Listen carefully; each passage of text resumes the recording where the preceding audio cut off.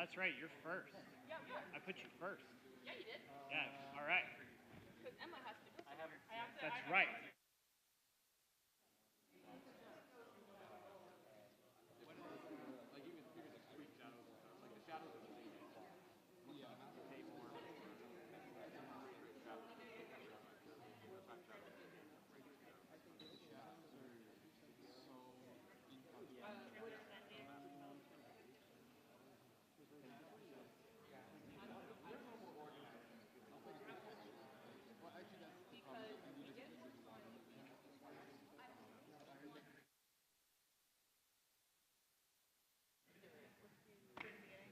Yeah, let's say this is their first impression. Yeah, their first impression. It is. I can. Wait, we're gonna introduce trailer. Yeah, let's introduce. And then they're like they're gonna be looking at that trailer. They're gonna be like, oh guys, oh Emma, oh no, you know? Yeah, yeah, yeah, yeah.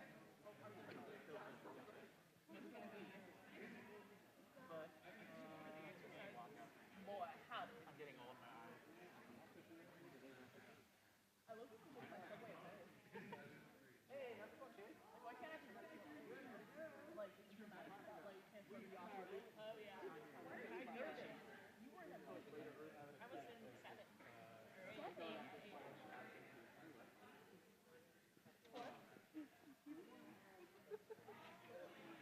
I saw them. Okay, so somebody went to dinner though, right? And the kid was like, "You can see it," and the Grinch was 8, 9. And the kid like standing there.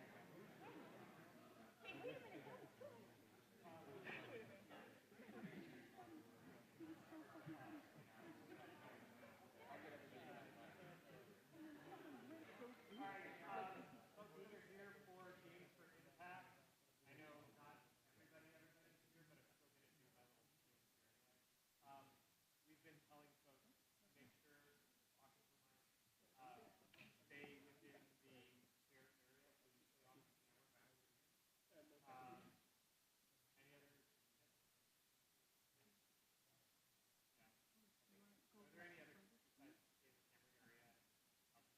The 1 minute warning.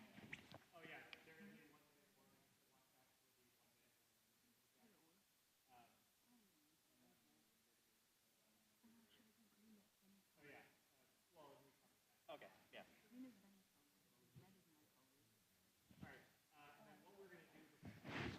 Oh, sorry. Could our industry guests, could you please come up here and like introduce? It occurred to us like we didn't have you all introduce yourselves. Who is everybody? Who are you? This row that's giving feedback. Yeah. Yeah. Okay, so I'm leaving the mics right here. And now I'm gonna do a bio break. Yeah. Do you want? I can.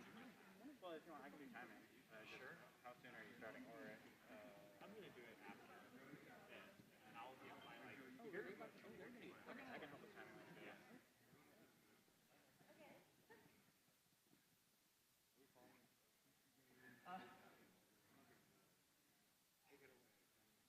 All right. So folks who. Are here as guests. Welcome again to our fall meeting. We wanted to take some time to have the industry guests and alum guests introduce themselves, talk about who they are, where they're coming from in the industry, and just so you know who's giving you feedback. Hello, my name is Lauren Moore, and I work for Red Point Digital. It's an animation-based company in Akron, Ohio, and we do animations for speakers and yachts and a couple other things. But yeah, that's all I do. Hi, my name is Joseph Gage. I'm also an alumni. I graduated in 2021. I currently work for Electronic Arts as a technical artist. I'm not here representing them. After I graduated, though, I did some work in architectural visualization, so pretty familiar with the tech space in 3D. Cool. My name is Grayson Jones. I'm a game designer for Fish Truck Studios. Also, Kent State alumni. Also joined Fish Truck Studios. We have Hi, I'm Drew. I'm also with Fish Truck Studios. I do sound engineering and animation and some other game design work as well. Hey there, I'm Branson. I am also a Kent State alumni. I see a theme here. I own Fine Spot Interactive, and I work as a producer and prop modeler. Hi, I'm Max Kunze. I am also a Kent alumni, class of 2021.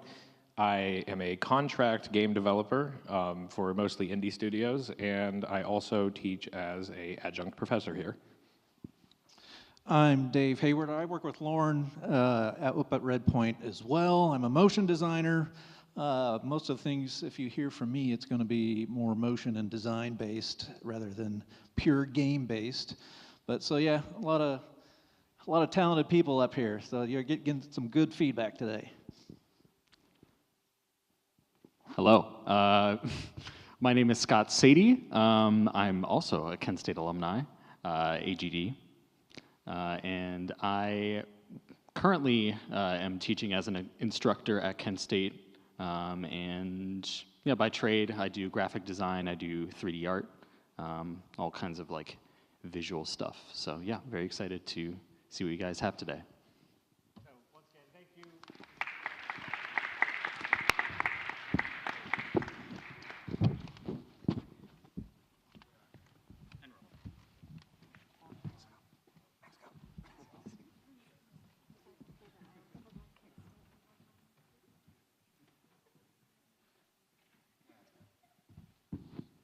So next up is Games for Impact. This is a course in which the students make games that address some real-world topic or issue, and they design playful solutions to inform people about those elements of the world. Typically, we work with a client. This semester is no different. We worked with a faculty member, Dr. Bedhuri, from the fashion merchandising program here at Kent State. She came to us with a proposal for games that are tabletop games. So you're going to see all board and card games and even some like light role playing in areas. But you're going to see all like table-based games where students have created games that address some aspect of the fashion manufacturing, distribution, and reselling pipeline. So these games ask where there are inefficiencies, where are there places where perhaps people are being wasteful, and how can we make this be a more sustainable sort of environment. And without further ado, we will have the first team come up and tell us about their work. Oh, there you are.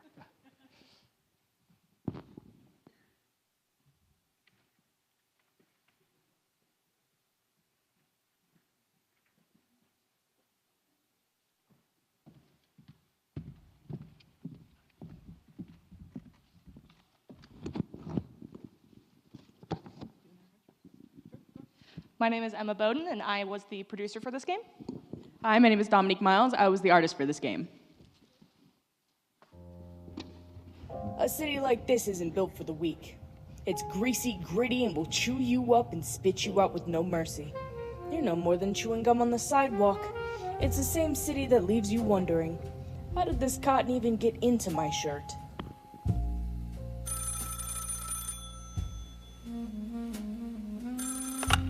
Talk to me. Chief, we got him in for an interview. Nobody else makes clothes like you, Patrick. Tell me, how do you do it? All right, here's what we got. How is organic or raw cotton different from other cottons? A, it doesn't use pesticides, or B, it's a different kind of plant. A, it doesn't use pesticides. All right, well that answers our question. Patrick made his shirts with organic cotton.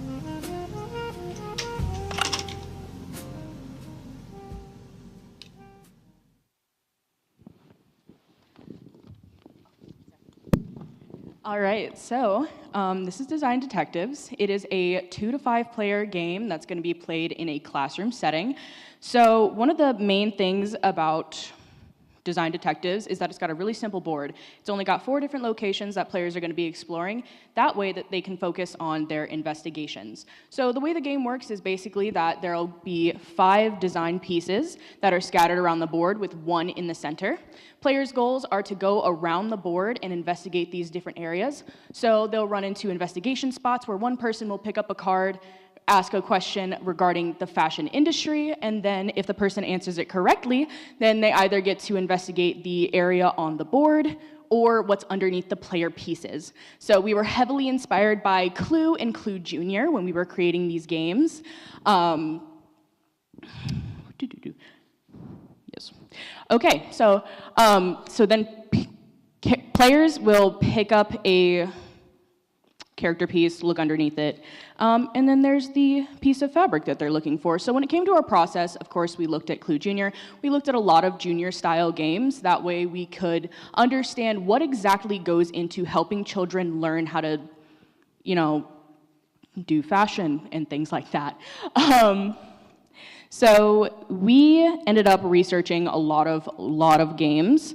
It started out a lot more complicated, but we realized as we wanted to focus on the studying elements, we began to kind of dial things down, and we got simpler and simpler and simpler until we ended up with the final model that we have today.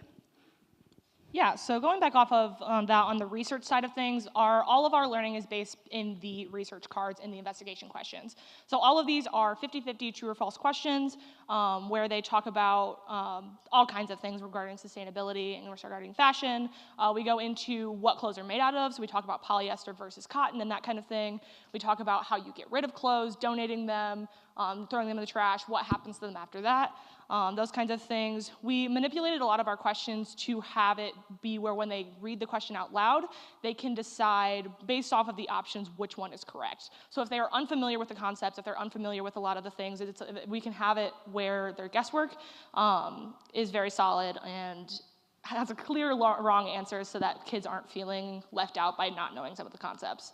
When we were introducing this game, we worked a lot with teachers, and we worked a lot with, I have a niece who's younger, so we played this game with her, just to get where their baseline was, understand what they knew, what they didn't.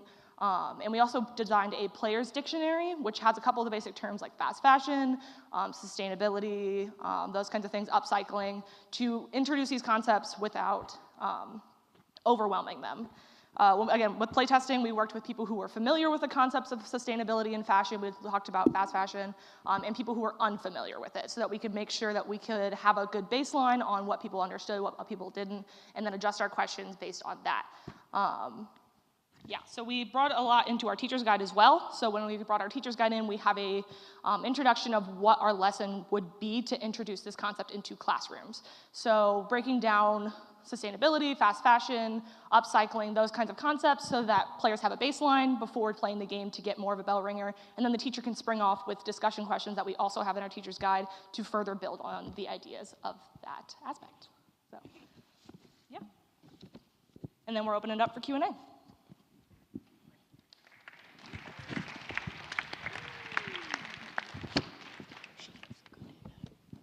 Quick question on the audiences. You said for younger audiences, did you have like a specific age range in mind? Yeah, so this would be ages 8 and above. Okay. We were specifically focusing on like 8 to 12 as given by the client. So.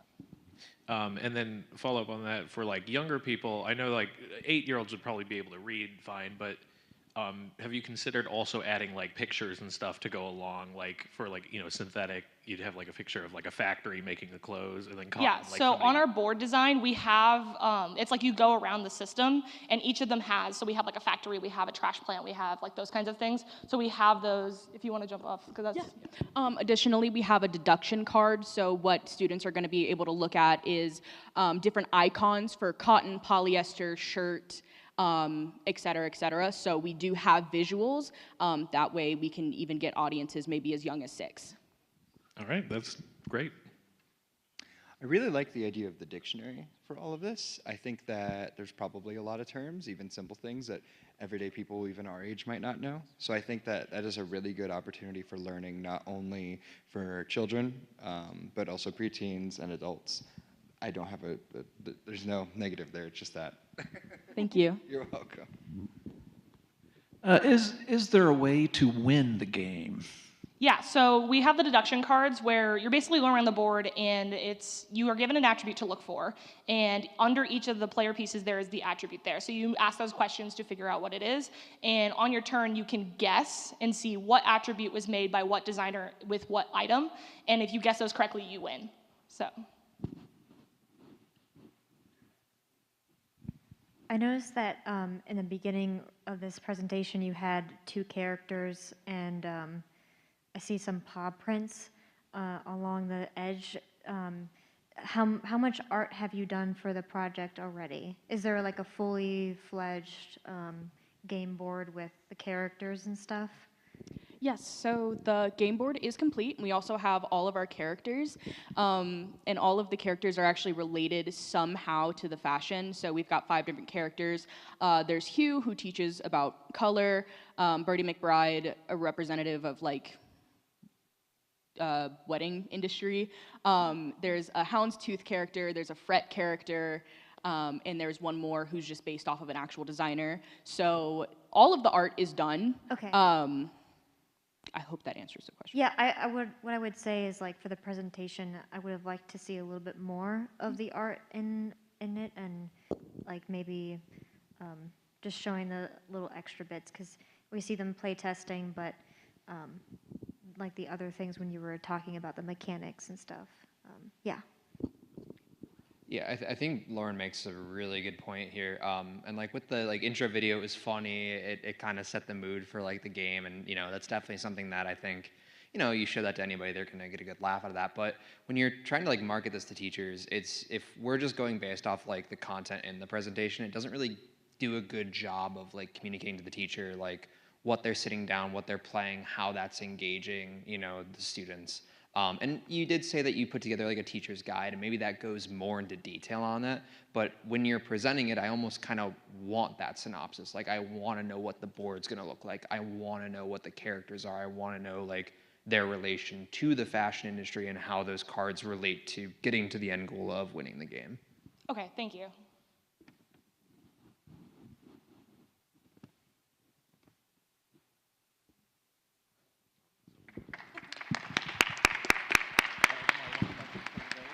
Thank you.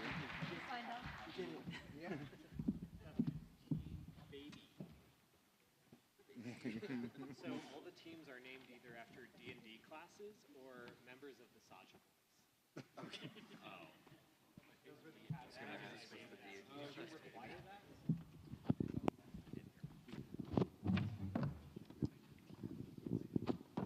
Hey you! You want a fun and easy way to learn about fast fashion? You like cute fuzzy animals? Perfect, we got the game for you! Welcome to Trashy Fashion, a free, fun, and educational card game for ages 6 and up. Get ready to make some money, and use those funds to keep your unsold clothes from making it to the landfill. Your end goal? Reduce as much waste as possible. Free to print and play on Itch.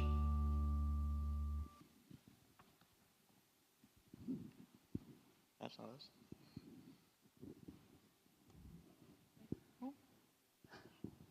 That's not us.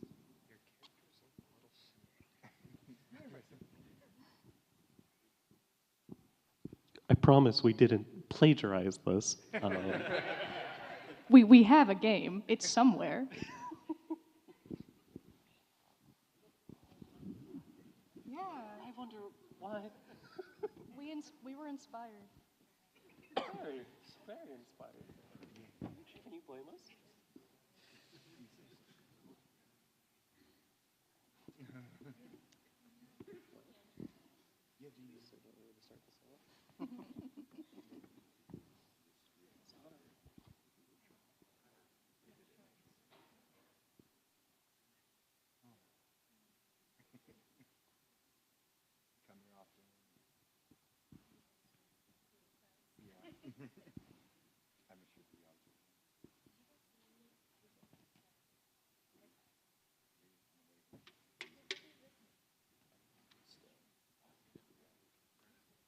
There we go.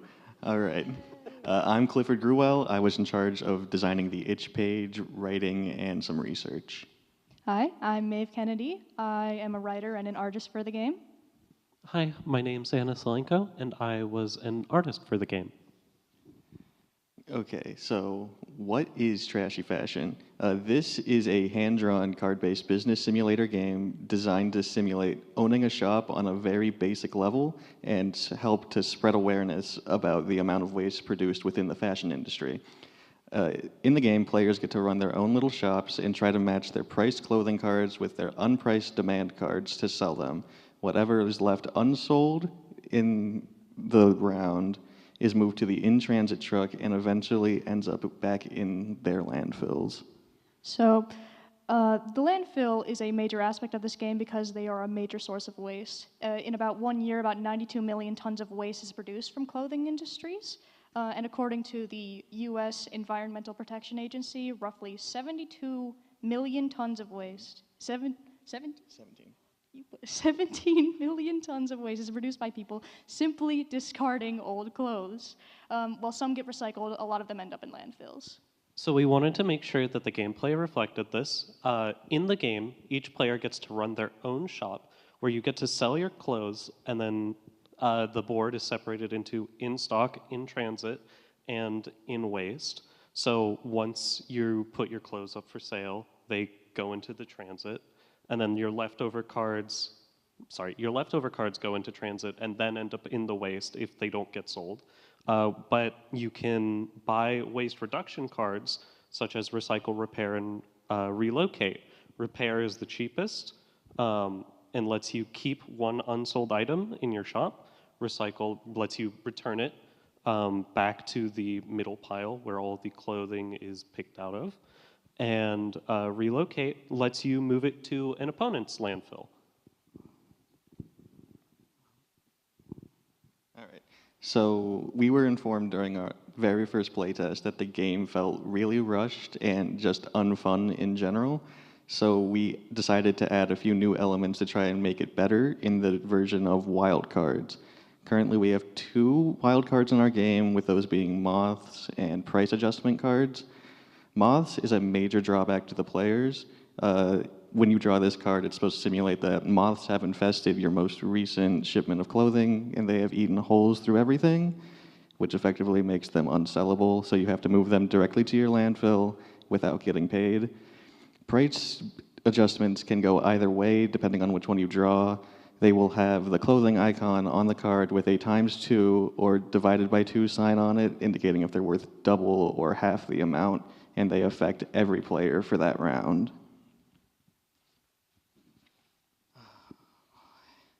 So we conducted multiple playtests to get the game to where we have it now, with some people we knew and some of whoever we could just grab from around campus that was willing to play. Each playtest gave us feedback that initially started, as I said before, with the game feeling rushed and that it didn't provide enough to keep players' attention. We found that with the addition of our wild cards and waste reduction cards, we managed to keep the full attention of our playtesters, and they said that it made the game feel a bit more steady to play. We also did small interviews before and after our playtests with general questions involving how much they knew about waste made from the fashion industry and how our game helped them view that problem. In general, a lot of people were aware about the waste from the industry, but stated that our game helped them see how out-of-demand clothing can lead to landfill waste even on a basic level. I believe that's all we have. Feel free to check out the itch page, itch.io/trashyfashion. We will have a print and play version available to play later this evening. And with that, we'll open it up to questions, comments, concerns.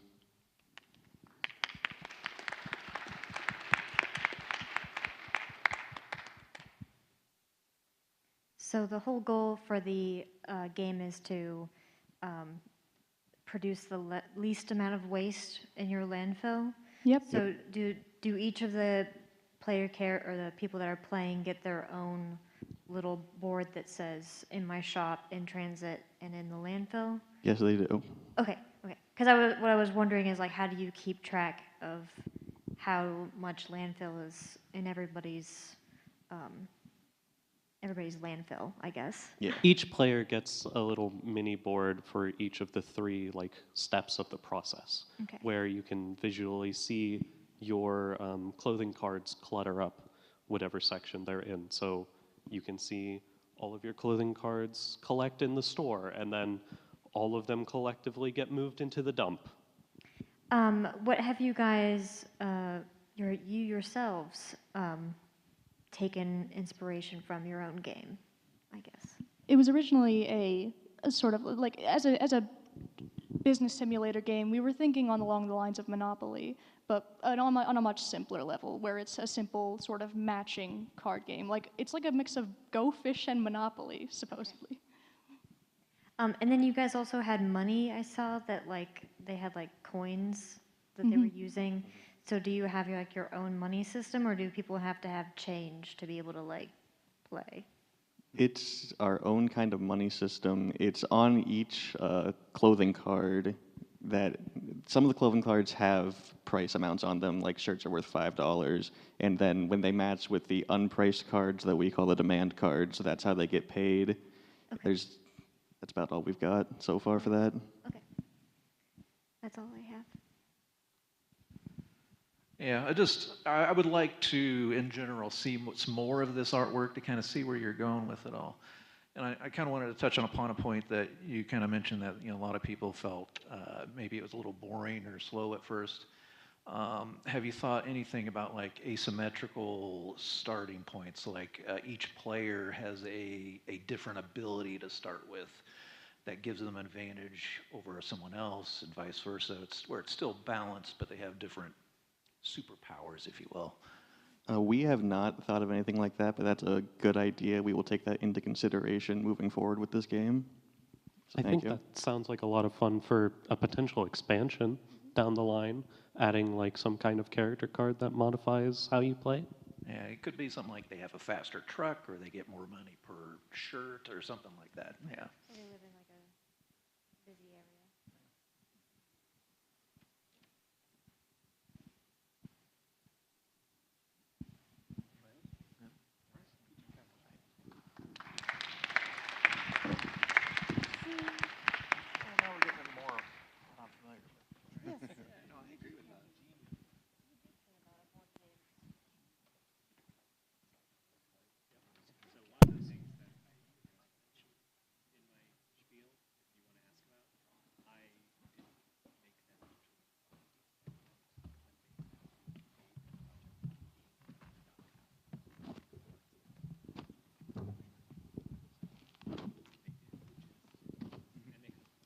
So hello everybody, my name is Leah Elliott. I was the leader of Fashionopolis, and I worked on the art for the game as well as some live action footage for the trailer. Hello, I'm Logan Horvath. I worked on the rulebook, and I also made the trailer. My name is Azzy Axtell, and I worked on the board as well as some of the cards. I'm Abigail Bennett, and I was a writer for the game, working mainly on the teacher's guide. Teacher's guide. Have you ever been like this?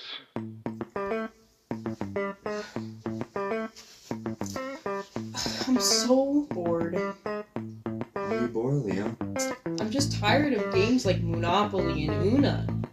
You want to play Squibby? Nah. I just wish there was a new board game to play. Have you ever tried Fashionopolis? No, what's that? I'm glad you asked. Run your own fashion company with production lines and strategize with sabotage cards to slow your friends down. Choose your material wisely. Some pros outweigh the cons. You can download a print and play version on itch.io for free.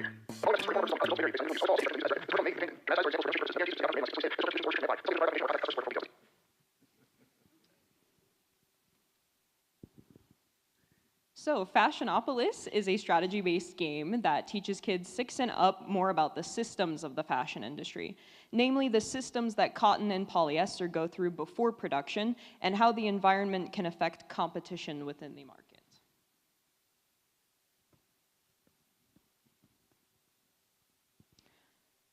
So you play as a company while the consumer travels the path in the center. I was in charge of finding playtesters who could evaluate the game's efficiency in teaching kids more about the systems within the fashion industry. At first, I used whatever I had around the house as placeholders for the board games, but before printing the final design. We tested about 4 times before settling on final designs. So when designing our board, we really wanted to make it simple and easily palatable for children. So as you can see, like by the factories and like in the middle, we have some functional elements for different color-coded card placements. But really, we just wanted to focus on aesthetics. We have bright, saturated colors for our factories that would maybe compel a child to be like, "Ooh, I like this color," and then pick that one. So overall, we really just wanted to aim for a fun and simple art style. So we tried to keep colors vibrant to entertain children within the pieces. We also kept currency to a single token with a value of 1 point to keep transactions simple rather than having multiple money values. And similarly with the consumer piece, we only made 1 just to simplify transactions and to act as a turn marker to simplify how kids make money from their chosen material and, you know, turn-based play.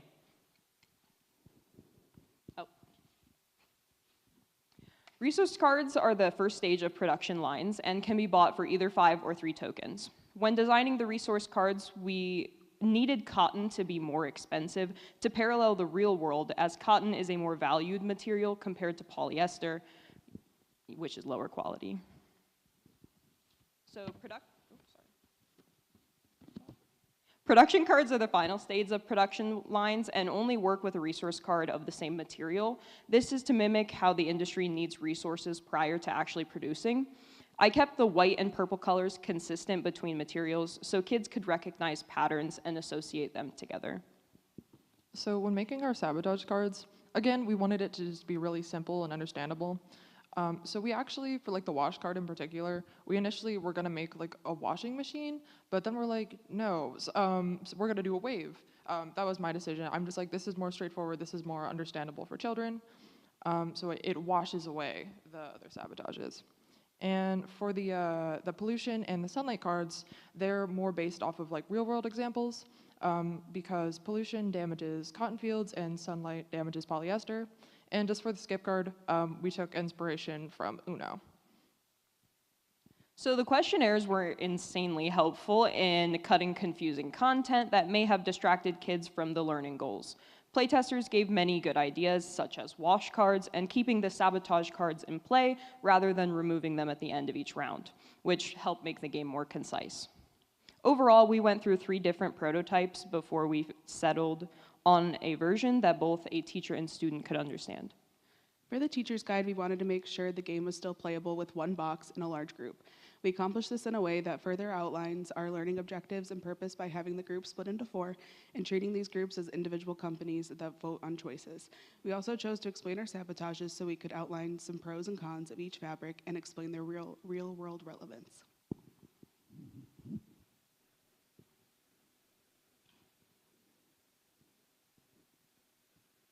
When we were making the rules, we wanted to keep it very simple for children to understand. And during our first play test, it wasn't even understandable for adults. So this caused us to change how our cards work, where instead of production and resource cards being given out randomly, you could buy them. And sabotage cards are randomly drawn. Now we're open for questions.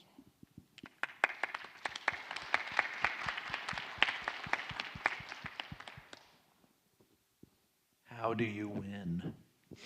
So yeah, so obviously there's tokens with only 1 point. So cotton, it produces an extra token while polyester only gives you 1 token. So it's meant to be a strategy element of the game. You either pick cotton lines or you pick polyester lines, which polyester lines will give you less money. Cotton will give you more money, but it'll waste all your money in the start of the game. So the easiest way to win is usually picking 1 material over the other or choosing to run with both. 1 cotton, 1 polyester, which would give you 3 tokens. Mainly the goal is just to beat out the other players. It's a 4-player game, so whoever has the most tokens at the end wins. So I'm looking at the game board up here, and can you tell me more about the purpose of the road? Yes, so we have 1 consumer piece, which basically acts as like a turn-based piece. So each company, the consumer will follow that little path in the middle and just visit each company. So if the consumer's at your company, it'll buy from you based on what production lines you have, and it'll give you money, like cotton will give you 3.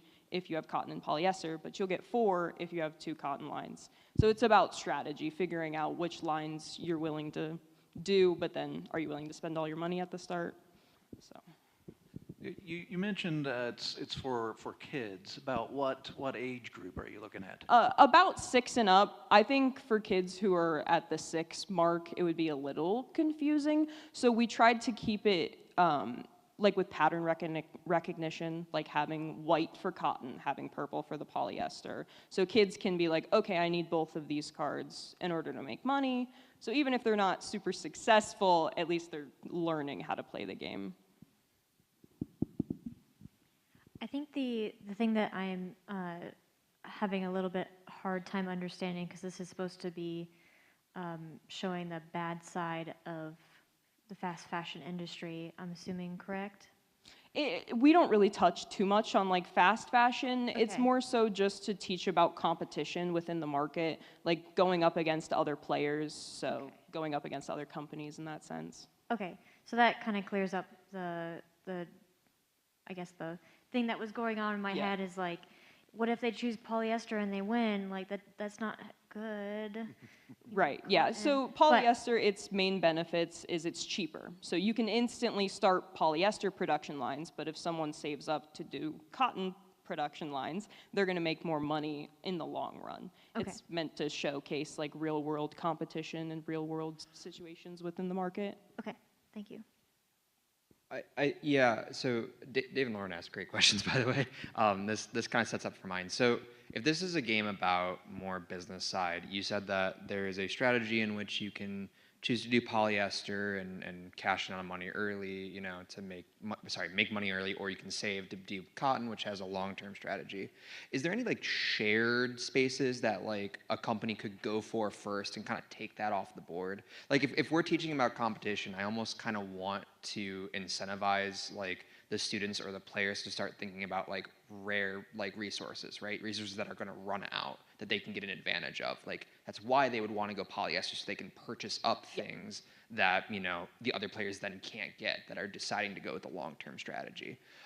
Just kind of putting them on their own space in the board, it feels like you're not really running into like a game that you want to play on repeat, because there's really only like one of 2 strategies that you can go down. Yeah. Right? So it's like, and yeah, you have the variants of the sabotage cards, and that can influence the game, but if your goal is to teach about competition in a market, you need to show why taking certain decisions is going to lead to a benefit, or why, you know, you have to manage Just make risk. that more clear, like within the gameplay. Yeah. No, definitely heard. Thank you, guys.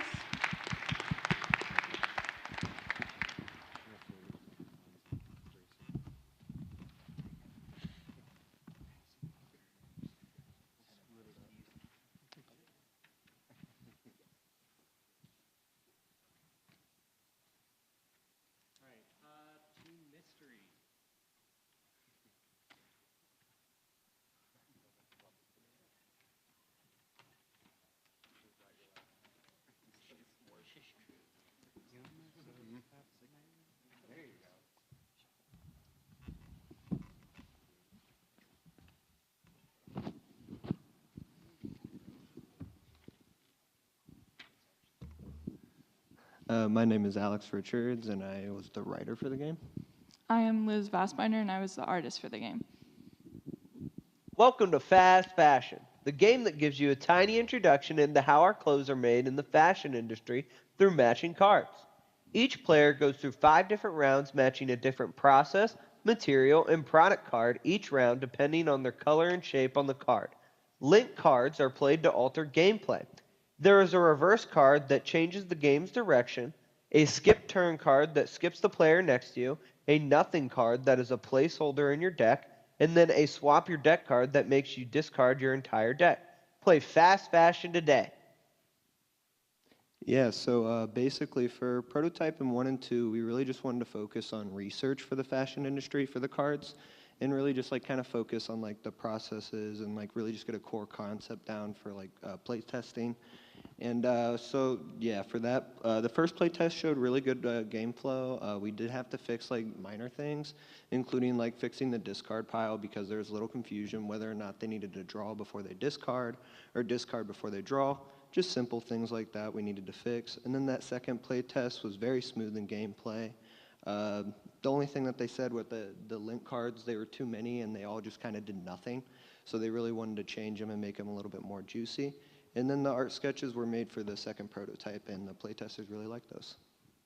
Yeah, for the basic sketches for the first and second prototypes, I kind of went off of Alex's prompts with like specific things that we wanted to have, like with the rarity-wise, as you go through the game, you are with more materials that are rarer to find, I guess. And yeah, I just wanted to have like a kid-friendly kind of style with more sketchy lines and like marker kind of vibe. Yeah, and so for the prototype 3, the process cards, they gain their info on how the materials are constructed. The link cards gain their roles, the skip, the reverse, the swap your deck, and then the nothing card. And then that third playtest ran really great. The players loved all the new cards. Everything kind of ran smooth except for just like some minor things. Nothing too crazy. And then the art got some updates with coloring. Yeah, I got some line art done for the materials, the processes, and the lint cards. So it was a little bit of a struggle to get all of the product cards done just because there were so many of them, but that came in a later date. And I really leaned into the kid art style kind of thing with like crayon shading and trying to make it more like, just like artistic in a way, like someone like actually drew the cards, like if they were like just like sketches in your hands kind of thing. Yeah, and so for prototype 4, we really just changed minor things. The process card, we changed the text because they were kind of overlapping and wrapping around the image, and we kind of just wanted to lower it so it was a little easier to read. The rules got finalized before a safety playtest, which went great, which is what the video all is. And then at this point, the art is fully polished, including the instructions and box design. Yep, for the back of the cards and the box and the instructions, I kind of took some inspiration from packaging for Uno, and I wanted to contrast from the card arts and make it more of like a clean kind of thing instead of like the more sketchy that's in the interior of the game. The logo design was kind of trial and error, as I wanted to kind of draw fast fashion just like as a logo. But came up with the t-shirt flying through the sky kind of thing. But yeah, everything was finalized and we produced it with Game Crafter. Yeah, and then just to reiterate those rules, each player takes turn drawing and discarding cards until someone makes a match of 3 cards, including a material, process, and product card that is correspondent to the color, depending which round player is each on. And then the link cards, like we said, the reverses the direction of gameplay, skips the next person. Swap your deck. You can actually choose any player, including yourself, but you don't have to like use what it is. And then that makes them swap their entire deck. And then that last card, the nothing card, has that same original thing we wanted, where it's just a placeholder and annoyance. But yeah.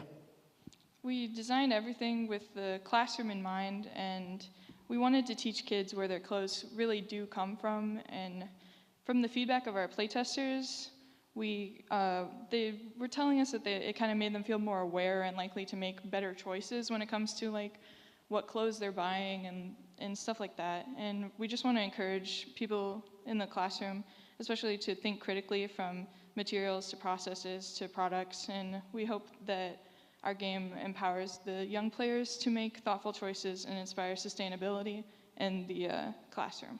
So we will take any questions now.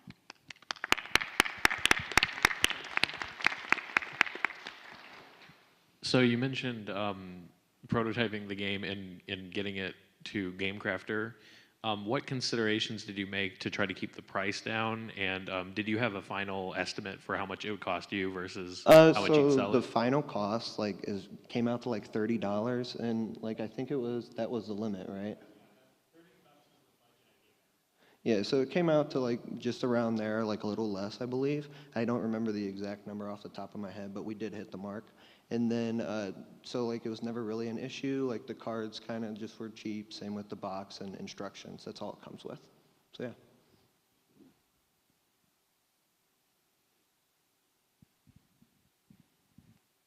All right, so one of my concerns is the gameplay loop similar to like Uno? I'm kind of seeing like you place it down.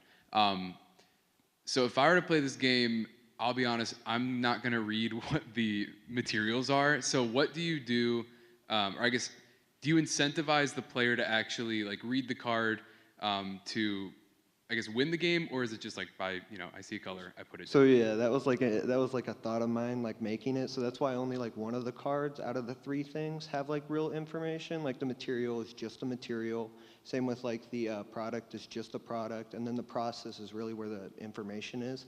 So it's kind of just like again an annoyance. Like it's wording, like you can read it, not read it, but overall it does like kind of show you, like tell you how it gets to that material. Cool.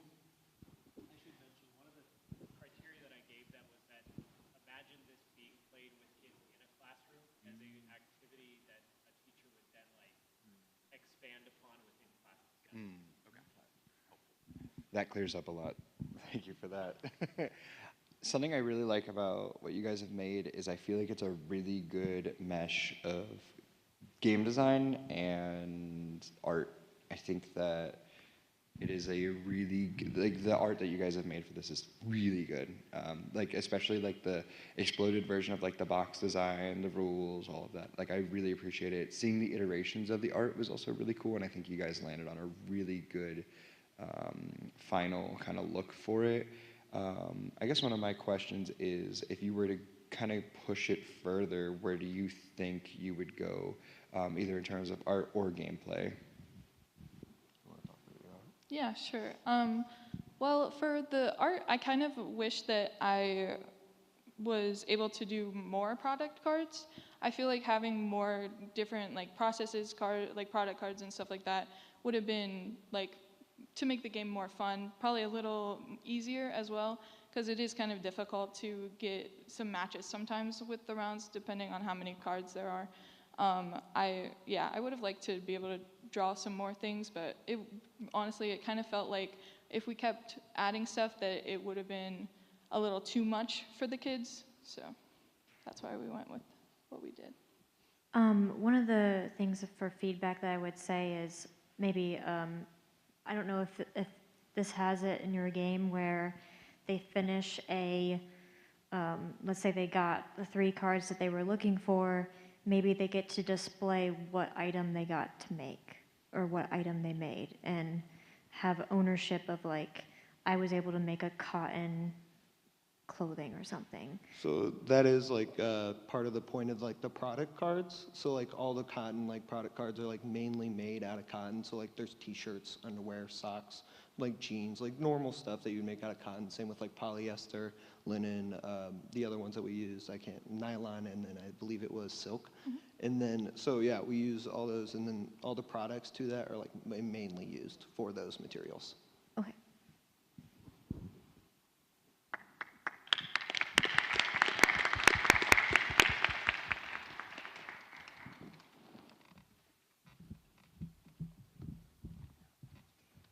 Just to keep track of like that you made it. Yeah. Yeah. Like, did you know? Like, did you know you made? You made this, and there's this many tons of material available right now in the world. Yeah. You know, this much material goes into the landfill every year from this specific fabric. Yeah. I feel like the learning objective for that one was a little too many. But Scott just said the same thing.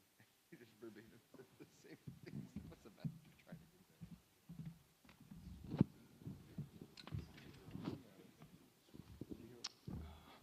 Hi, my name is Mickey Paxton. I worked on the overall game development for our project. My name is Nina Morello, and I also worked on the overall game development and the illustrations. And this is our game, Silken Scale.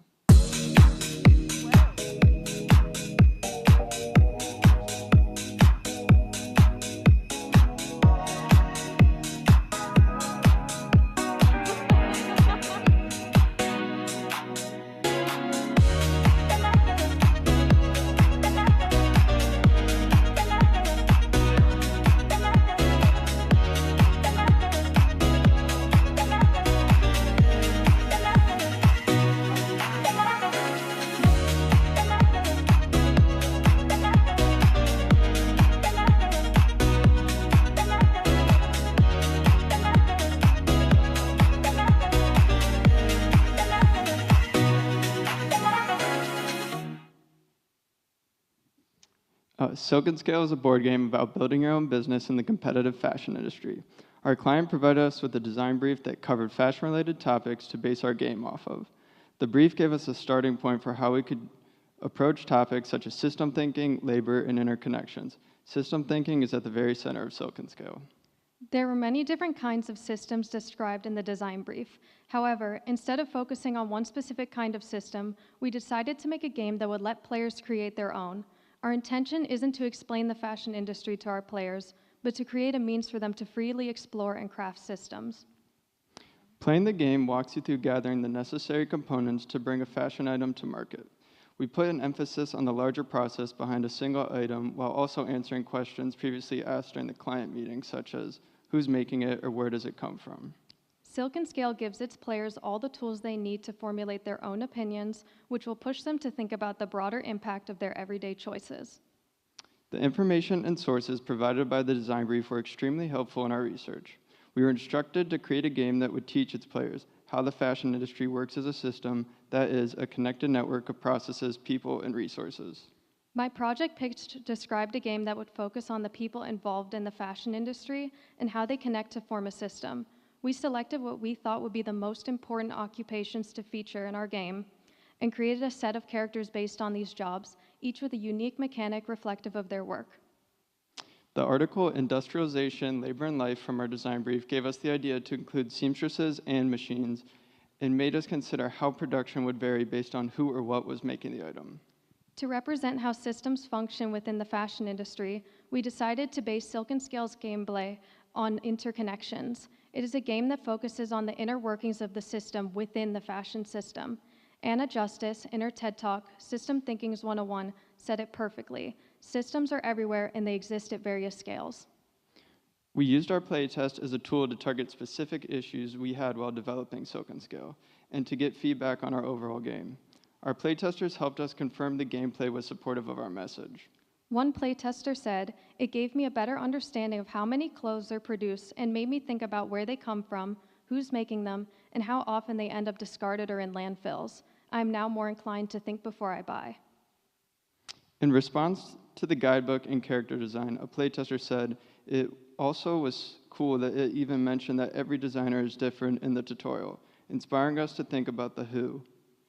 Another playtester responded, "I think I enjoyed the game's multifaceted nature in terms of being able to experience each different occupation in its own way, allowing you to live in the shoes of a designer or producer for a round or two."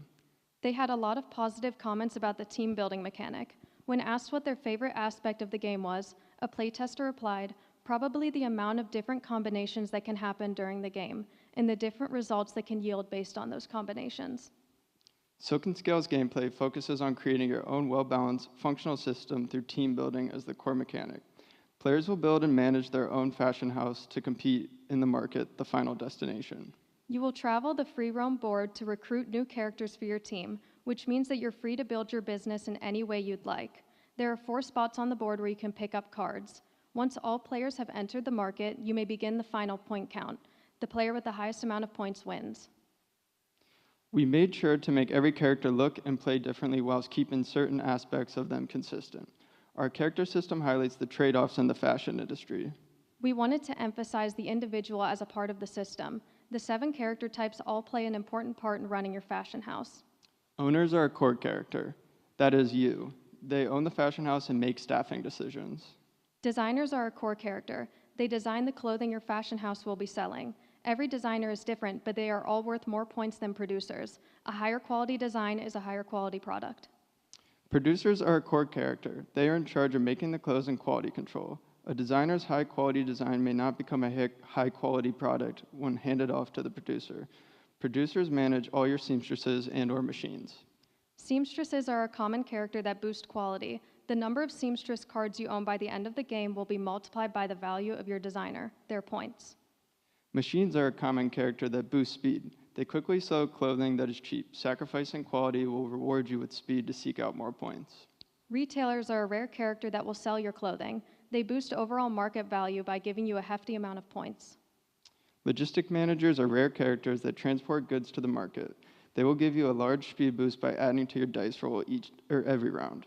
It is our hope that Silk and Scale will be a fast-paced, fun game that also makes people pause to think about the systems that make up the world around them. Thank you.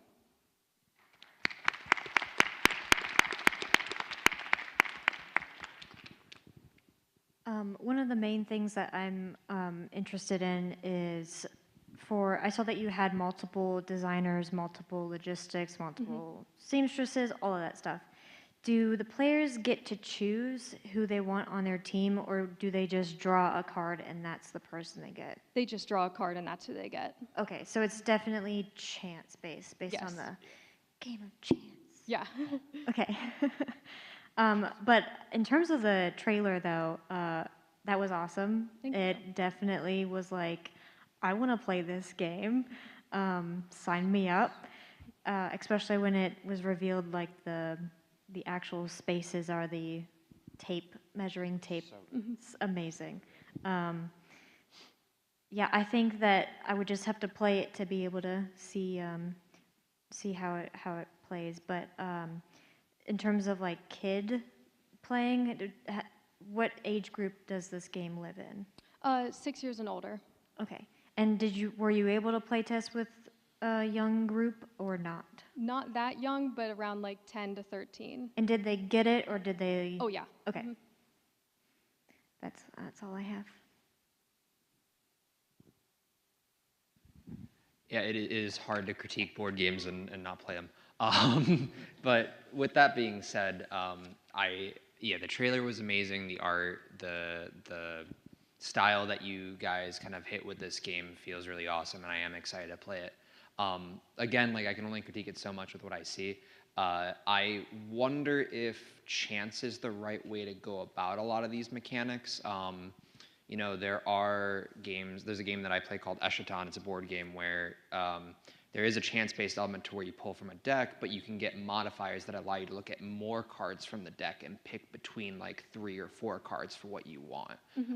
Because you have values assigned to each designer, if it being chance, it's kind of like, what I don't understand is how you even go after those cards. Like, is it everything stacked in one deck and you just get what you get, and if I don't get a retailer, I don't get a retailer? Does everybody get a designer at base? Like, those are some things that I'm not really seeing, and if it was, I purchase a designer from income that I make, and maybe the income is chance-based, well, that makes a bit more sense to me. But leaving all these mechanics to chance, you might end up with games where you just don't get a retailer, and maybe you tried really hard to, and I don't know if that's the best flow for it, so.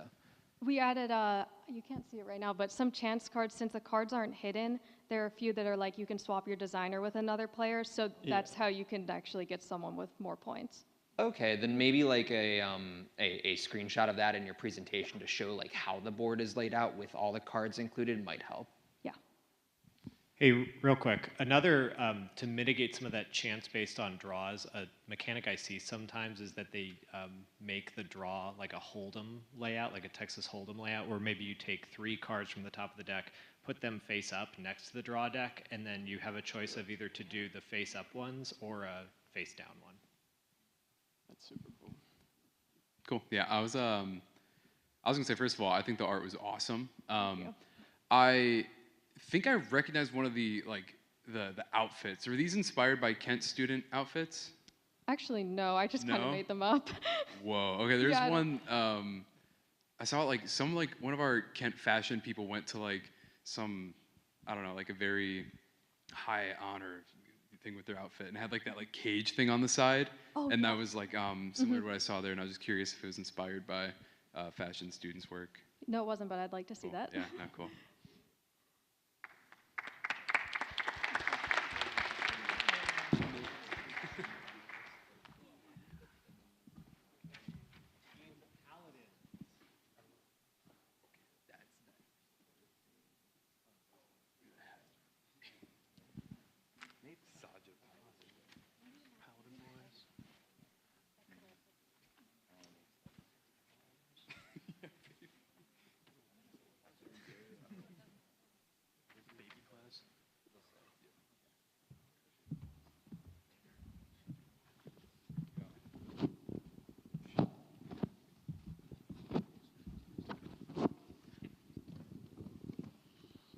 Hello, my name is Tony McNeil. I was the lead gameplay designer and the trailer director.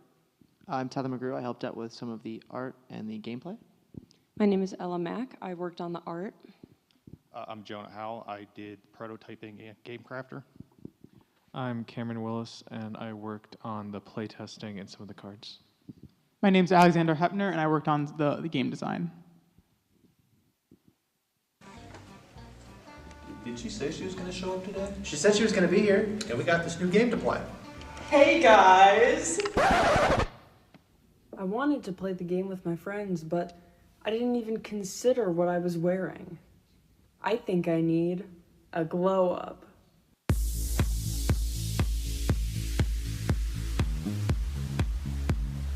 Let's see what we're going to make. Let's make something our grandparents would make us wear.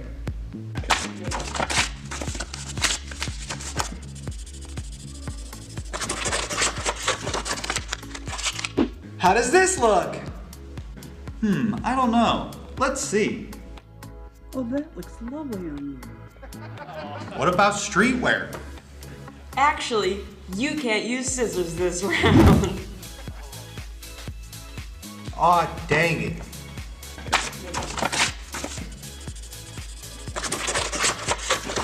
What about this? Whoa! I think we should do something darker. Something like this. That looks great! Wow! Amazing! What's happening? Whoa! Glow up on cheese. The new Glow Up board game is great for classrooms, parties, and family game nights. Game includes paper, card deck solo, cutouts, star tokens, and rule sheet. Scissors, coloring utensils, timer, and adhesive materials sold separately. Yay!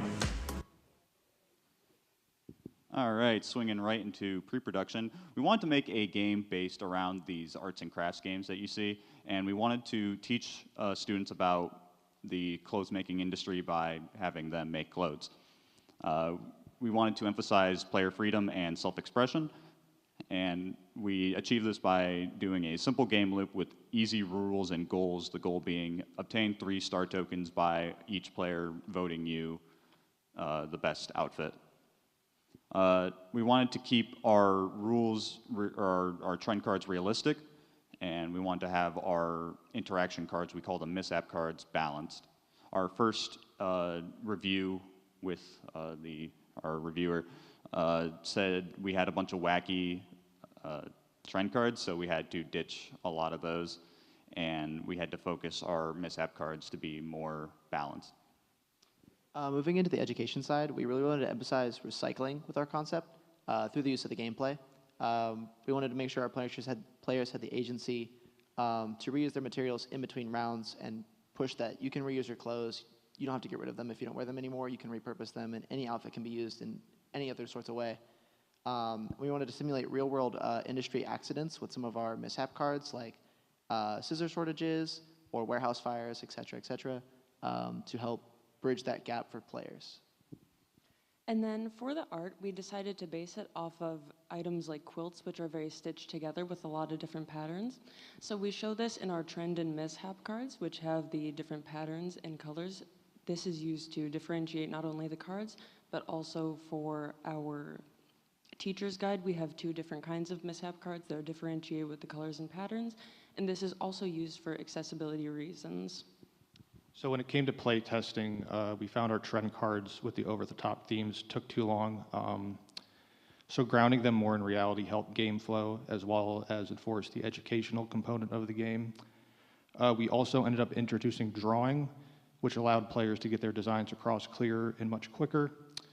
For our budget, we had a lot of conversations about what we could include. We had to end up cutting drawing utensils, a timer, and scissors.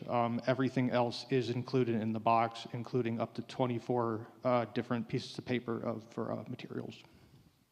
I know that with including or excluding coloring materials, we had a safe assumption that teachers would have that, as this is going to be a game for like a bell ringer style of gameplay. And we wanted to make our print and play and our teacher's guide be very extensive, so that way it gives teachers the best opportunity to use materials they might have and make their own game on top of buying ours, because they might have a bigger group than 3 to 4 players. so we wanted to make sure it had enough accessibility for the teachers.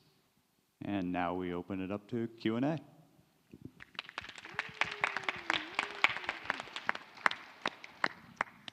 I really appreciate that you guys went for a style outside of traditional board games. I think all of us felt that immediately, seeing you guys cut out pieces of paper. We were all like, whoa, that's so cool. Are there any other challenges that you think could be, might come up in a classroom setting, given the amount of materials that people have to have outside of it? You know, is there a way to adjust for that, right? If you only have one pair of scissors for your whole class or something, is there a better way to kind of work through that? Some of the ideas we had is if you're short on scissors, you could sort of have 1 minute to pass around the scissors. So after the minute's up, just goes to the next player. But yeah, teachers not having enough materials is always going to be a problem with this game. It's something that we've talked extensively about, but we agreed that the gameplay is too strong to, pass up on that. Yeah, I really liked the fact that you are doing crafting almost, because that's kind of what you do when you sew a thing. It's a craft. So it definitely gives the playability, and it's definitely child or children oriented, which also I would actually have a lot of fun doing this. Going off of the constraints of what paper and materials you have in the classroom, did you guys look at possibility of perforated paper that already has T-shirt designs and then the kids just pop it out? Or were you just trying to go off of their creativity? I would say we strictly wanted it to be their creativity. We didn't want to force them into a T-shirt design, because I know in playtesting with just me and my friends, we made some of the wackiest things I think I've ever made in a game, and we really like that gameplay loop of allowing them to have that agency of I think one of my friends made Michael Jordan's shoe, so I mean, we really just had the wildest stuff.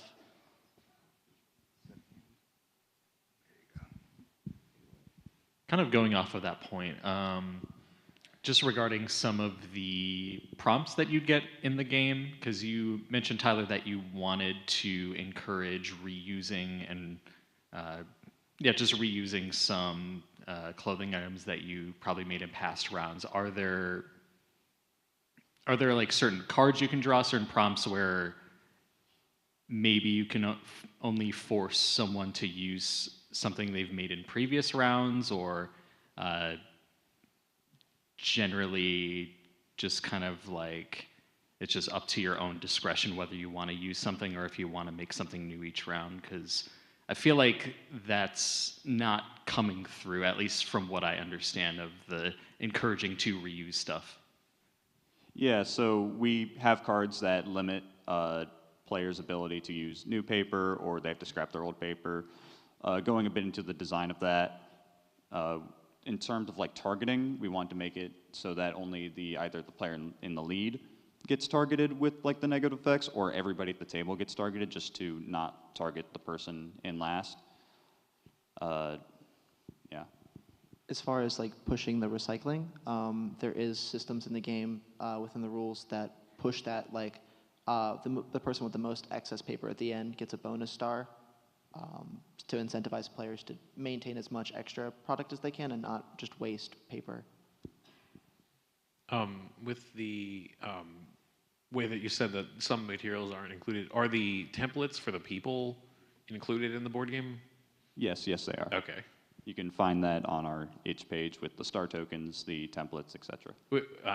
With that, they'd physically be an item that you could get out of the box, not a picture of how to draw it. Yeah, it's like a physical, almost cardboard cutout that you can sort of pop out. Gotcha. And uses that. Just as a real quick thing, I think this game is great. I think this is awesome because this is something that you could both package as a product to sell to teachers, but also as just a template for them to print out, right? Your character could be made by a teacher, right? They're gonna have access to paper. Most teachers will probably have access to scissors. Yeah, some might not, but for the most part, this is a really awesome product, guys. This is great. I love this. Yeah, thank you. Our professor actually said we're marketing a toy, and as soon as he said that, we immediately targeted our marketing style towards that of like a 90s toy that kids can immediately plug and play with, essentially. Yeah, I think you can have kind of like two things. You can have the physical thing that, you know, you produce and ship out as like a packaged product, and you kind of can have an online version that just has, here are the rules, here are the cards that a teacher can put up on screen, here are the things that you can print out on paper and just prep before a class. This is great. Well, thank you. And thank you for everybody for watching. Thank you. Thank you.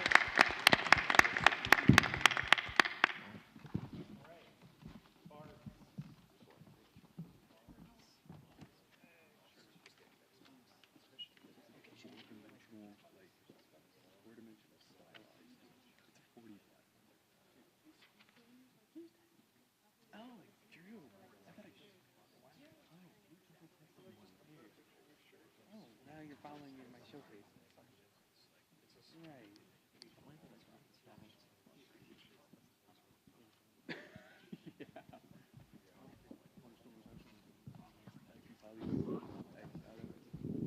Look what I got.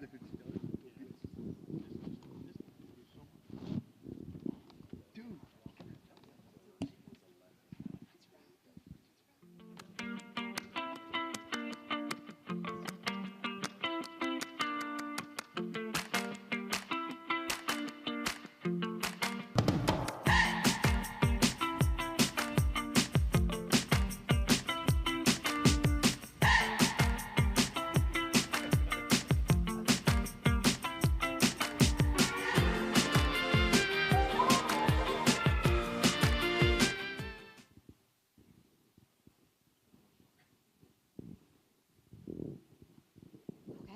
Hello, my name is Allison Borchard, and I was the artist, graphic designer, and writer for the project.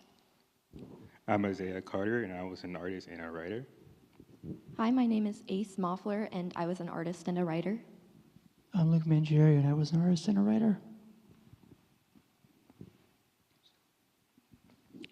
Fashion Frenzy is a hand-drawn deck-building board game. Players will take turns drawing one card at a time and playing cards in their closet.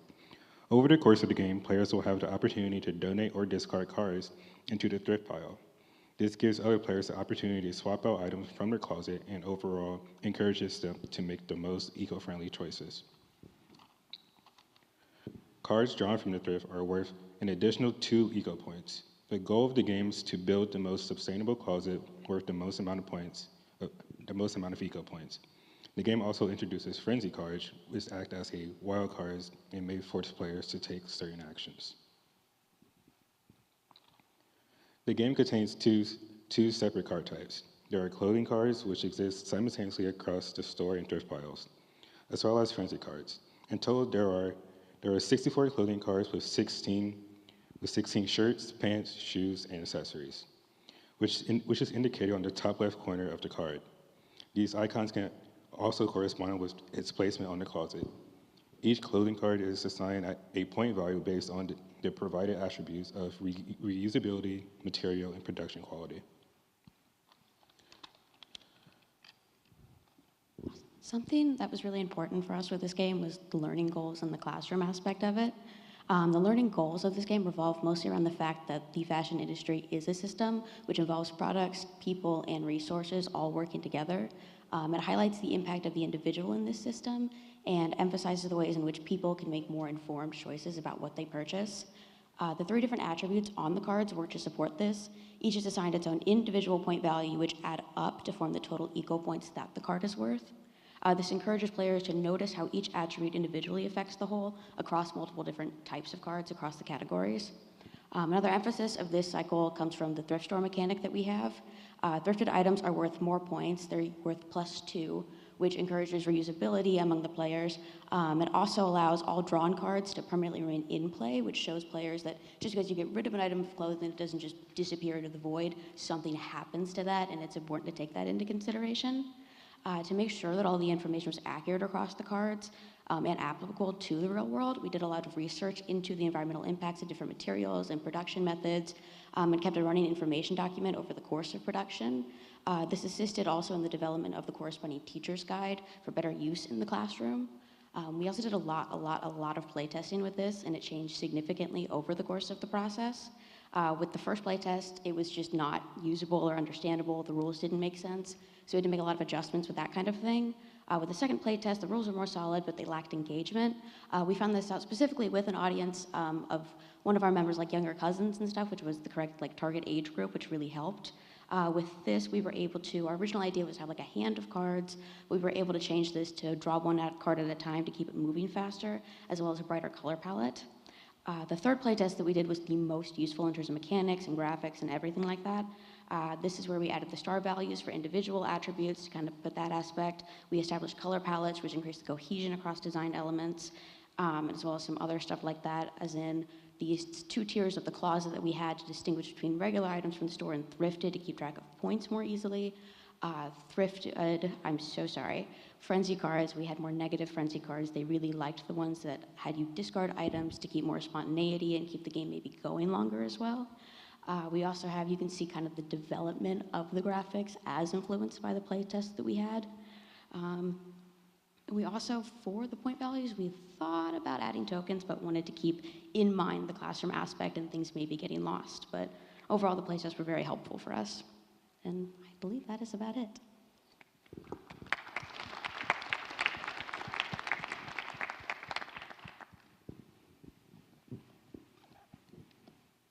I think one of the things that I'm having a hard time understanding is the store and thrift. How does that work in terms of gameplay? So players start, they draw 1 card from the store. If they don't already have that icon in their closet, they have to put it in their closet. It's kind of, there's 4 different clothing types as indicated by the item, the icon in the top left.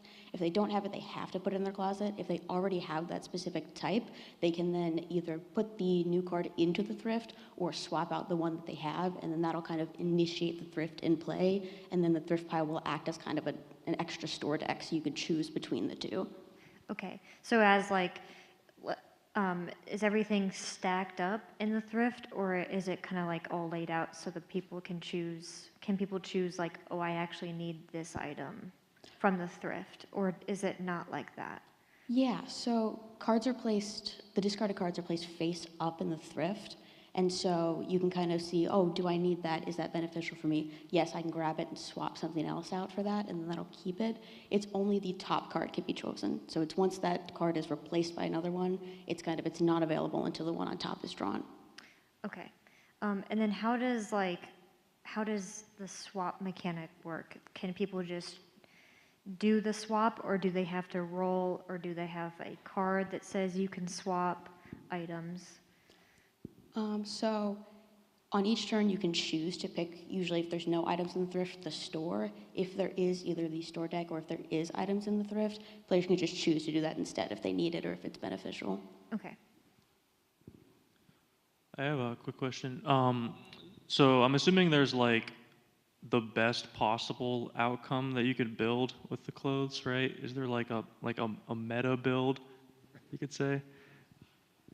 Well, every card, I guess the best card is worth 4 points. So I guess if you get all your items being +4, I guess that's the ideal way. Or if you get them from the thrift store, it'll be additional 2 points. So I guess, yeah. Okay. So would there be a wild card that you have that could change the type of, because you have the goal of cards you want to collect, but would some wild cards change that so there's more variety or replayability with getting that perfect build? Yes. So with the frenzy cards, they're mixed in with the clothing deck. So as you're drawing, there's a chance that you pull a frenzy card with a negative or positive connotation to it. So if you read it, it will be oh, well, you can. I lost my train of thought a little bit. You're so good. So one of the ones that we have is the next item drawn from the thrift is a +2 or additional +2 on top of the one that it already has. So that you can go, oh, well, this one in the thrift is only +1. That's kind of bad. However, my next card means it's now a +5 instead of a +1 for me. So there's kind of that aspect of thinking things through. And also just additional points that can add stuff on top and kind of build in that way. Cool. Thank you. Hi, good question.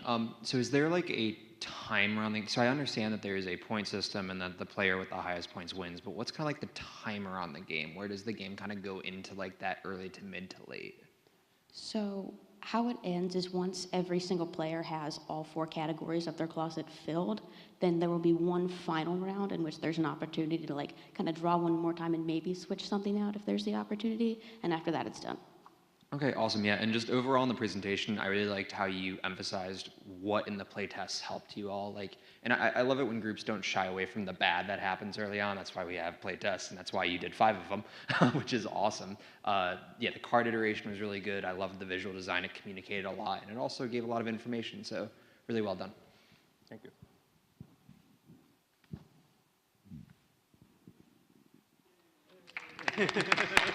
Thank you so much. That's where we're at.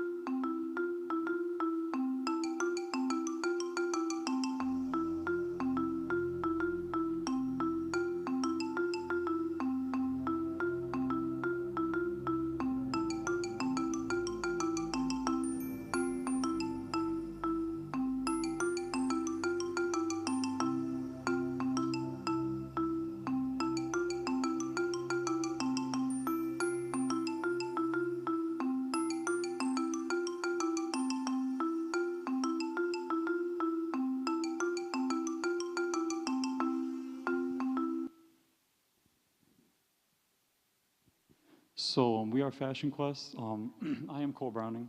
I did the writing as well as the art for the game and a little game overview. So Fashion Quest, we teach fashion sustainability. We have a Candyland style board movement as well as card-based learning. We run through many different forms of this game. It started off as sort of a 2-player shoots and ladders style competitive game and slowly evolved its way into what it became now, which I think definitely fits the theme of our game better than the first initial prototypes of it. And I think that we really hit our mark for the gameplay. For our card development system, we created multiple card types and multiple questions cards. We tried our best to balance the positive and negative effects, and we also made it simple for kids to understand so they won't get overwhelmed or it's just simple to use. So one of the sets we have are fashion disaster cards. So these teach the consequences of harmful fashion choices. And they also help teach system level impacts. So like not only the clothes you're wearing and how they're being affected, but also how the ecosystem's being affected as well. Action cards are basically the opposite of fashion disasters or the positive versions of those. They encourage sustainable actions and they reward the player for like helping like eco-friendly things like recycling, etc. And next we have the guess the material cards. So these help understand fabrics, and they also make fiber education simple and fun. So basically with these cards, you are given a prompt, a question about a type of fabric, and based off of your answer, you either improve on the board, so you gain tiles, or if you get the answer wrong, you stay the same. There's no negative impact on these cards depending on what your answer is. WWYD, also known as What Would You Do scenario cards, are basically reword scenarios, and it introduces system thinking where the player has to do a real world decision making and choose what's the best option in their opinion. So also included, there are answer keys. There are answer keys for the prompt questions as well as the true or false. So there's 2 separate ones. Also included is there is also a teacher guide that explains the game more thoroughly, as well as the instructions, and also alternate uses for the game as well to help further explain sustainable fashion to students and players.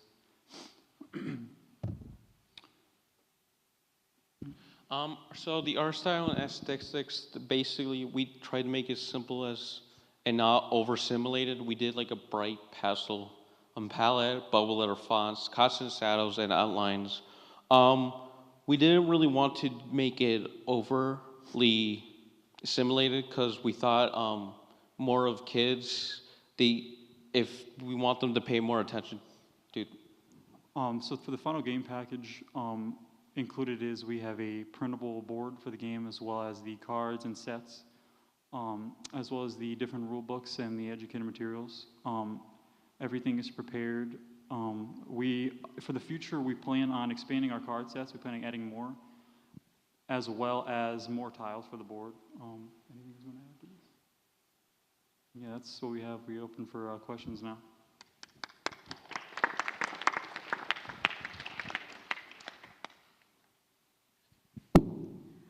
I think one of the things I'm struggling with is it seems like it's a lot of different games all in one. You have true and false, you have what would you do, and what was the other one? Like a multiple choice. I just don't know what the end goal is for the kids that are playing it. I understand that you're trying to teach them about the fashion industry. Is that just the only goal for them to play, is to learn about the industry, or is there other friendly incentives to play this? For the first part of the question, we just had multiple of those, so it wouldn't be like just the same question over and over again. It's not like a different version. It's basically teaching. We just thought, oh, if they're all just true or false, it'll just get like boring really fast. So we thought have different questions would be better. And we really wanted to focus on more. We really want to focus on more of the being able to play without really feeling like you're being educated, almost like not really like a school type of game, but kind of like you're just enjoying the game, but just learning along the way. And I think that if we expand on that a little bit more, I think we'd have a better conclusion. Thank you. I have a question. If you were to market the game to a teacher or classroom, because like previously stated, there are a lot of different gameplay mechanics in here, and if you were to tell a teacher, be like, I guess my question is, what would you say that this game is, like, genre-wise? Is it a quiz game? Is it a I feel like it's more of a quiz game, and the board game is mostly to make it feel like it's not a quiz game. As kids, because in my opinion, at a young age, I don't like quiz games. I think they were not fun, because I don't want to learn things as a kid. I just want to play. You have to. So it's kind of like tricking the kids into thinking, "Ooh, pretty stuff. I get to move my favorite piece," and they'll just. I feel like that's better than. So I feel like it is a quiz game, but it's like pretending not to be. Okay, thank you. I just had a question about how your question cards and how traversing the board kind of fit into each other. Is it that moving forward spaces is being gated off by whether you give a right answer, or what's Correct. Okay. It just depends on what space. We have like multiple spaces. It's kind of like you could think of it like Mario Party, or is some of the spaces have like events. It's basically like that, and you just take a card up. The idea was to there's no really negative effect. It's more of like you answer a question, you gain tiles. If you don't answer it, there's no you just stay in the same tile almost. There's no negative. Gotcha. Okay. Because I'm struggling to see where I think there are more opportunities you can take to kind of build some of the lessons that you're trying to teach into the systems themselves, because broadly it's just seeming like that there are quiz questions that are tacked on to just like a Candyland style board game, point A to point B. So it almost kind of goes against what you're saying, where you want to obfuscate that idea of like we're trying to teach them specific lessons, specific facts about specific scenarios in the fashion industry. It almost just seems a little tacked on with that. So I think finding different ways to approach these lessons and building them into how players interact with the game, interact with each other, could really help hammer home those points. How do you move in this game? Is it like a dice, or is it like on It's the a dice. Okay, I don't see that in the package area. Yeah, sorry. There's a die, and then there's 4 separate pieces that you move along the board. Okay, gotcha. Yep.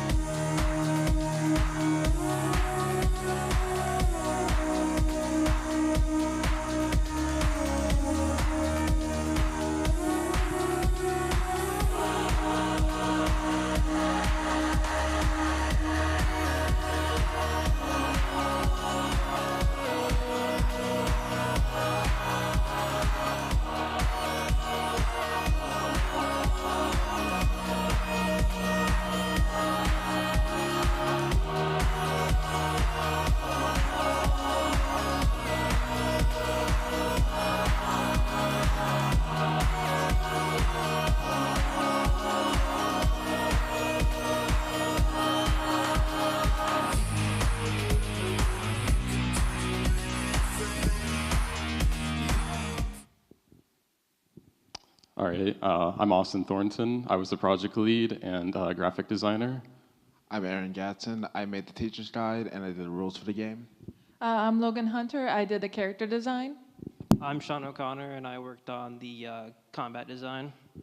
All right, yeah, so Fabric Friends is a trading card game created by our team, Team Abby, and it teaches players about clothing materials through fabric-inspired creatures, as well as their designs.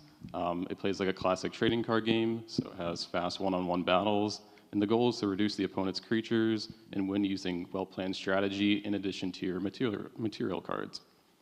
So our game connects directly to real fabric concepts through how each team and mechanic was designed.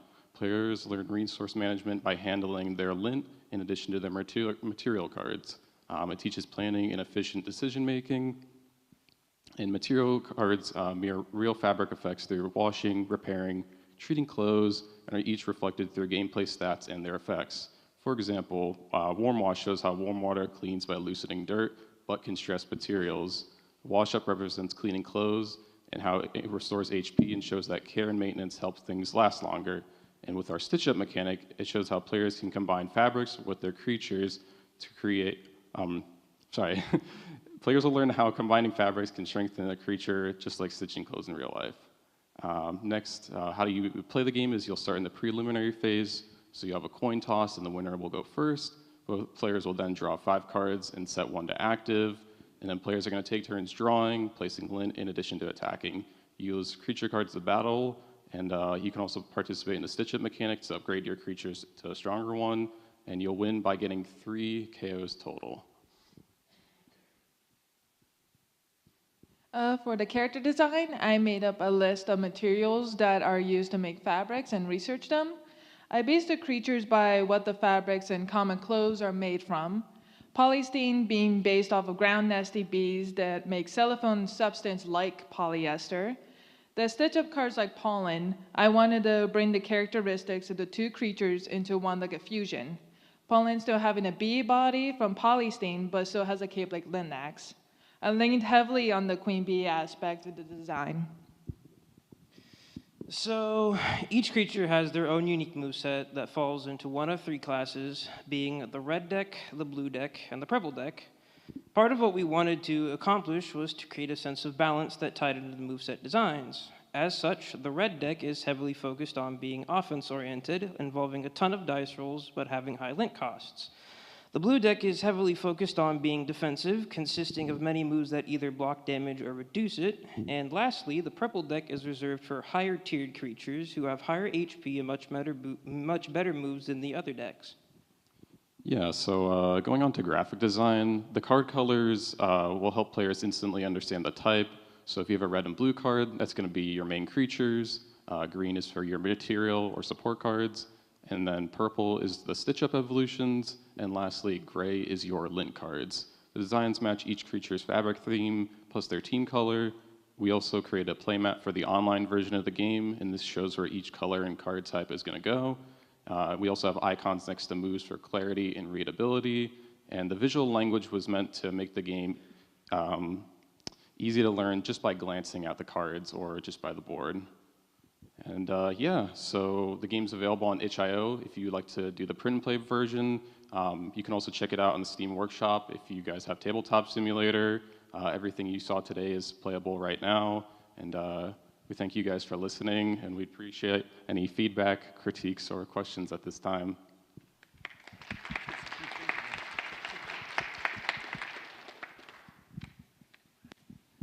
All right. So there's a couple things I want to say. First of all, I think it's extraordinarily smart of you to put it on Tabletop Simulator. Great distribution, great way to get play testing. Love the color coordination, love the ideas. Don't piss off the lawyers. Your card design is a bit too close to Pokemon. There's things that you can change. Damage could become wear and tear, right? You use the word evolve in your presentation. So even though these mechanics do exist in another game, restylize it. Because you have something unique, but you compare that card to a Pokemon card, and now you've been considered off-brand, right? And that's something that you guys want to avoid marketing it out there, putting it out there on tabletop. You don't want to fall into that category because you have something so unique. So when you do come back to this, because this is a good game and you should continue with it, there's great mechanics.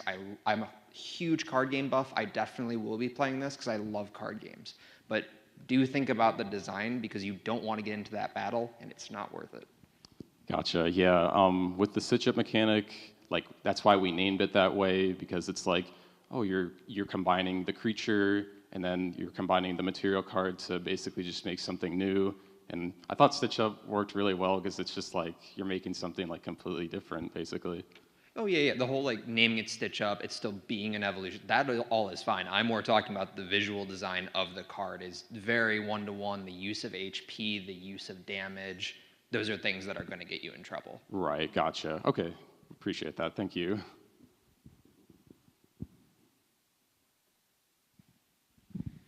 As somebody who has a lot of trouble following how tabletop games are played, I like almost entirely understand what you guys are going for. I've never played the TCG, like Pokemon trading card game before. I know, sacrilege. But I think you guys did a really good job of explaining it. I think part of that something that helped me really grasp it is the denominations of cards. Red, is it red, blue, and purple? Purple's more powerful, red is attacking, blue is defensive. You got it, yeah. Instantly made me understand it. I do see in gameplay there's some red and blue ones. Are those the stitched, like, middle evolution kind of thing? Or So in the middle of the slide, we introduced, it's like our mid-tier cards, like kind of in between the purple, the stitch-up, and then just the regular ones. So there are Silk characters, Mozilk, Kozilk, and Trossilk. They're just like kind of like a mid-tier for red and blue, and then Co-Silk is actually on red and blue, so you can use it on both teams. Yeah, you guys did a really good job of making everything very clear and understandable, and the written instructions on the cards, of course, help with that too. So I think if I was sitting down, I could like run through this and understand it really well. Speaking of the written instructions on the cards, I think that you have a good start with having the black outline around them, but I would also consider going a little bit further and having a general background area that's just one color, not in the gradient. This could just be because it's on the projector screen, but I think it's a little hard to read at a distance. I gotcha, yeah. So were you talking about the gray border like on screen right now? Or Like where the text actually is, it's on top of the gradient. I think they could have their own little box that has its own solid color. Yeah. Right, yeah, just some like formatting, graphic design, just to make it more legible. Yeah, just to make it a little easier, because the gradient goes from a dark to a light, so that, yeah. Okay, gotcha. I also wanted to mention that I really like the material cards and all this stuff about like the washing machine and stuff. I think especially for kids, that's something that is really integral for them to learn. How you treat your clothes changes the way they evolve over time, or fabrics in general. And when you guys put that point out there, I was kind of astounded. I haven't like thought of something like that. It's a good idea. Yeah, for the material cards, we just tried to make them, you know, just they were designed with intention in mind. So like, you know, again, warm wash, it's like the card literally is you get 10 extra damage, but when you also play it, you're going to take 10 more damage from your opponent's next attack. So it's like offense, but also like it's a buff but a debuff at the same time. It's a good risk versus reward idea for that. That's right. Indicative of a really good mechanic, I think. Thank you.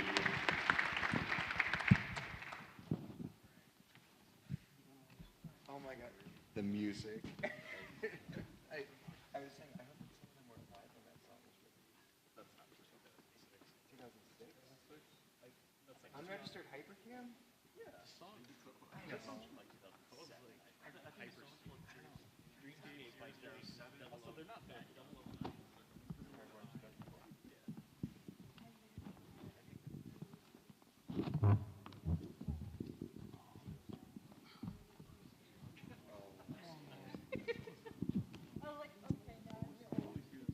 I assumed you were 2006, 2007. I just assumed that song was from like the because of the unregistered Hypercam. Yeah, they also actually get talking about it.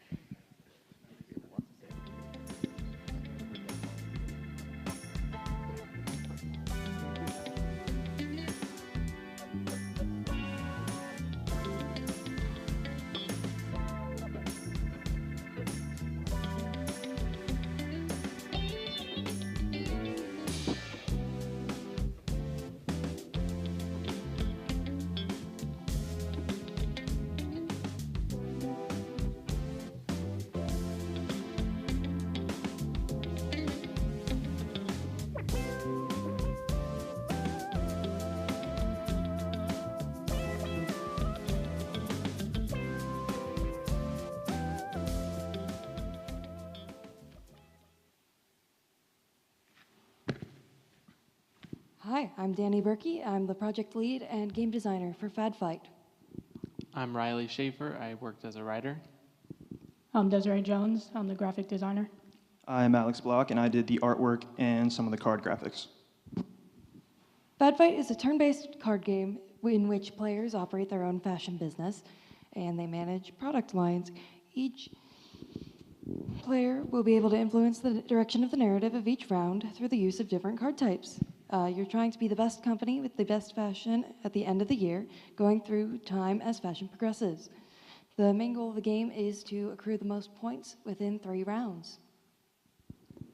The product cards contain 3 fashion attributes: the color, the material, and the pattern. Each has a point value of 1 to 5. These cards are the base of the game, as you will be using the cards to change your product based off what the trend is and trying to get the most points. Then you can use the upgrade cards to change the value of your points. There are also upgrade and downgrade cards. These cards are used locally, affect one player at a time. and can be used to craft strategies for long-term planning. Upgrades can be played on yourself, while downgrades are played on your opponents. So for the last of the cards, we have the meta card. So the meta card is very similar to the upgrade and downgrade cards, except it only influences your hand or your opponent's hand. So with a meta card, you can give yourself bonuses like redrawing your hand for a chance at better cards, or we even have one that can completely void a trend. So if it's a negative trend, it won't affect you at all. On the other hand, you can also use the meta cards to hurt your opponents. So you can remove one of their personal upgrade cards that they applied to their product, and that will make them not earn as many points at the end of the round. So similarly to the downgrade cards and the upgrade cards, the meta cards also bring that level of competition just a little higher, and it promotes the players to use more strategic thinking. And then there are the trend cards, which are very important to the flow of gameplay. They are global, and they change every round. So as you can see with these two trend cards, an attribute of your products will either be in, which will earn double points on those products, or they will be out, which means you will earn no points on those. And each trend affects one fashion attribute. And that is the core of Fad Fight.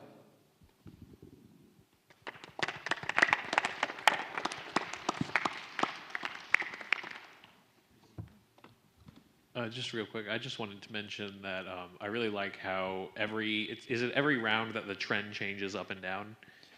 Yeah, so before the round, you flip one, and before anybody goes around, yeah, that's how it works. I just wanted to mention, I think that's a very clever way of kind of showing the issue that is at the core of the idea behind it, where it seems like every round, very suddenly, an entire section of your hand is worthless. And I think that's pretty brilliant.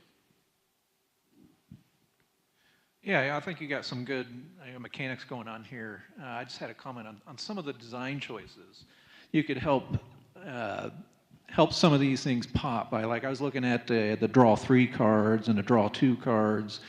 They all had 3 stars on the design, which I think could work fine for draw 3, but something simple like just putting 2 stars on a draw 2 card. And the other cards, they have purple and green and yellow, but they're all black.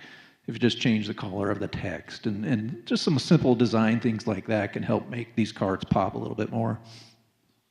Yeah, I know it can feel a little disconnected, but yeah, we're definitely we'll work on that. Yeah, I was also going to comment on the design of the cards because I was kind of getting lost with all the black text and not really understanding. Because I noticed that there was some buffs where it was dotted clothing or striped, but there wasn't anything on the card that said other than the text. So you'd have to be okay, this is my dotted product line. Yeah, so I just kind of lost a little bit there. So yeah, how the cards work, so the products, we have different categories. So on the product cards, you have 3 different categories, and they're randomized. So not every card is going to have the same thing on it. So with upgrade and downgrade cards, they'll also be randomized. So if you, sorry, so they're randomized, and you can apply them to.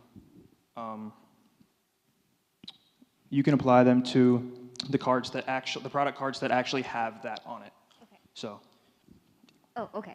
Thank you.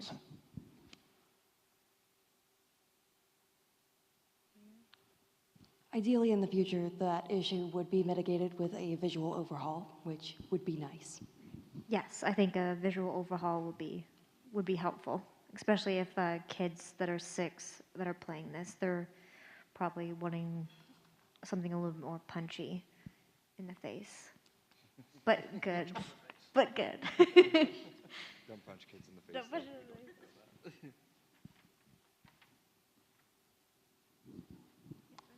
Good job.